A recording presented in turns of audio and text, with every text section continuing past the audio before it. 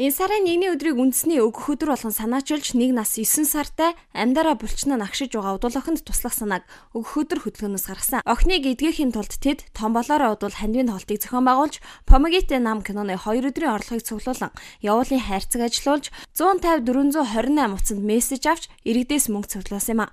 Ингэснээр 11 сарын 3-ны байдлаар охинд 15 сая төгрөг цугларчээ. Өнөөдөр гэхэд энэ тоо 25 саяд хүрсэн гэж байна. Гэхдээ энэ мөнгнөөс 5 сая төгрөгийг хямдралтай үнээр концертын танхимаа түрээслүүлсэн UB Pass болон сурталчилгааны хэвлэх материал зэрэгт зарцуулсан байна. Ингэснээр охинд одоо 20 сая төгрөг байна. Охин нөгөөдөр өдрийн 16 цагт аав ээжтэйгээ Солонгос ниснэ. Харин нэгд өдрийн 14 цагт Ёнсон эмнэлэгт очиж эмчит үзүүлэх юм а. Эхний ээлжинд бол охиноос ганцхан удуулаас шинжилгээ авна.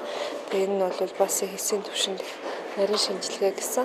Хэрвээ шаардлагатай бол хариу 14-өөс 21 хоногийн дараа гарсны дараа эцэг эхээс ДНК-гийн буюу удамшлын шинжилгээ авна.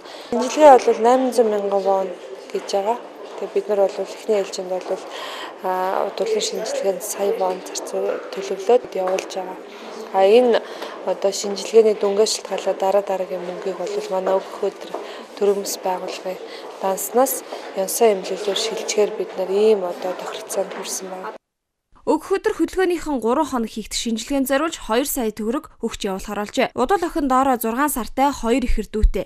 Тиймээс аав ээж хоёр нь ажил хийх боломжгүй байдаг байна. Гэтэл Солонгос явхад гэр бүлийн хоёрын аль нэг нь заавал ажилтай байх ёстой гэсэн шаардлага байдаг. Ийм хүндрэл байсан ч Солонгосын консулын газраас нааштай хариу өгчээ. Ийм сайхан ач буянтай хүмүүсийн тасаар ямар ч гэсэн явахаар боллоо.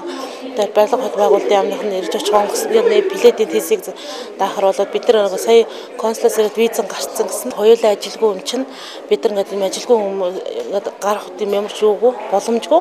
Тийм учраас ингээд танаа хүүхдийг юм хүнд өвчтэй хүүхдийг өвчнөөс салгаасаа гэд Монголын ард түмэн ингэж хөдөлж яхад бид нар бас танаа хүүхдэд та гурав гэд виз олохоор боллоо гэдгийг хэлсэн. Охин өнөөдөр өвчин намдах хэмээн ууж байгаа. Биеийн байдал нь сайнгүй хэвээр байгаа юм байна.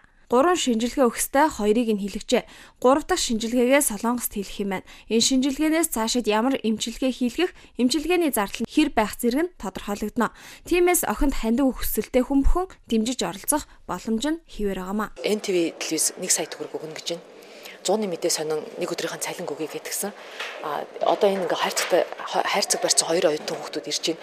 Өнөөдөр зам тээвэр хот байгуулалтын яамнаас яамдуудаа уриалаад ажилчдаасаа цуглуулсан мөнгөө бас маргааш өглөө өөрсдийн дуудаж энэ эцэгчүүдэд нь өөрсдөд нь гардуулна гэх мэтчлэнгээр дээрэс нь өчтөр Energy Resource компаниас нэг ажилтан ярьсан.